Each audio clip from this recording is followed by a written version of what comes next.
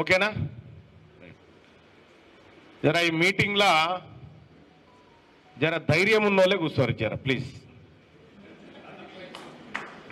ధైర్యం ఉన్నోళ్ళు మాత్రమే కూర్చోండి. జర నాతోటి కాదనుకుంటే వాళ్ళు దయచేసి బయటికి వెళ్ళొచ్చు. అట్లాంటి వాళ్ళు ఎవరైనా ఉన్నారా? సంగప్పన్న ఉన్నారా? నిన్న అంటలేను, ఉన్నారా అట్లా ఎవరన్నా? ఎవరు లేరుగా. మా సోదరి జ్యోతి గారు మాట్లాడుతూ నేను వాళ్ళ పేరు తీసుకోలేను అంటుంది. తీసుకునే సమయం ఇదేగా. ఎవరి పేరైనా తీసుకోవాల్సిందే, మాట్లాడాల్సిందే. ఇవాళ ఈ కార్యక్రమానికి నన్ను ఆహ్వానించి మీ అందరితోని కలిసి 4 విషయాలు పంచుకునేటువంటి అవకాశం కల్పించినటువంటి జైరాబాద్ ప్రజల ముద్దుబిడ్డ, ఇక్కడ తీన్మార్ మల్లన్న అంటే నరసింహగా పేరు పొందినటువంటి నా సోదరుడు నరసింహ గారికి మంచి కృతజ్ఞతలు తెలియజేసుకుంటూ, మొన్న కూర్చోను అన్న కూర్చో, ఇక్కడ ఇక కుర్చీల చప్పుడు బంద్ చేయరా, కూర్చోరు ఇప్పుడన్నా కూర్చోరు. ఇక 60 ఏళ్ళ నుంచి కుర్చీలు లేవు, మనలేవు మీకు. కూర్చోరు, నిమ్మలం కూర్చోరు. ఇక్కడ ఏంది తీన్మార్ మల్లన్నకి ఏం అవసరం? జైరాబాద్ దాకా వచ్చి మీ అందరిని కలుసుకొని మీ అందరితో మాట్లాడి ఈ ఉదయం నుంచి సాయంత్రం దాకా మీ కార్యక్రమాల్లో పాల్గొని ఎందుకు మాట్లాడాలి, ఎందుకు అవసరం? మా అమ్మ పేరు జనమ్మ, మా నాన్న పేరు బాగయ్య. మరి మీకు కూడా పిల్లలు ఉన్నారు కదా, మీ పిల్లలు ఎందుకు తిరుగుతలేరు ఇట్లా? మీకు కూడా పిల్లలు ఉన్నారు కదా, మీ పిల్లలు ఎందుకు తిరుగుతలేరు? ఒక నేను ఎందుకు తిరుగుతా ఉన్నా? ఆలోచన చేసుకోరు ఎందుకు తిరుగుతా ఉన్నా అనేది. తీన్మార్ మల్లన్న అటు భద్రాచలం నుంచి, ఛత్తీస్గఢ్ అడవుల నుంచి ఇక్కడ ఈ కర్ణాటక మహారాష్ట్ర బార్డర్ దాకా, అక్కడ మహారాష్ట్ర బార్డర్ నుంచి ఇక్కడ ఏపీ బార్డర్ దాకా ఈ ప్రాంతంలో ఉన్నటువంటి ప్రజలు ఏం తిన్నారు, వాళ్ళకి ఏం కష్టాలున్నాయి, వాళ్ళకి ఏం బాధలున్నాయి, వాళ్ళు ఇంత తింటున్నారా అని తెలుసుకోవడం కోసం నేను తిరుగుతూనే ఉంటా.